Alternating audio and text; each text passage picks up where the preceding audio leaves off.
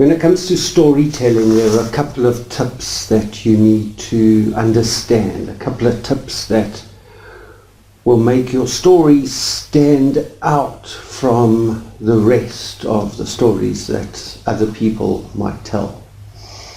One of them is to put bookends on your story, almost like brackets of a mathematical equation that make it complete. So you want to open up with a thought, and then you want to build on that thought. And the thought could be a question, it could be a statement or a fact, something that would inspire people to kind of lean forward and listen. And then you want to build your case through your story, or begin to answer that question in multiple ways.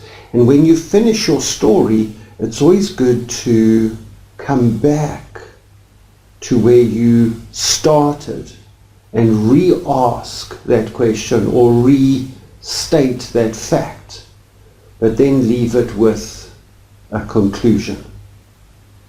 So let me give you an example. I could start a story off to say, have you ever wondered what makes a story entertaining?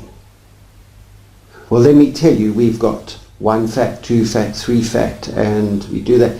And when I finish the story, I'm going to end off with, have you considered ways to make a story interesting? Now that we've discussed that, go and tell your story.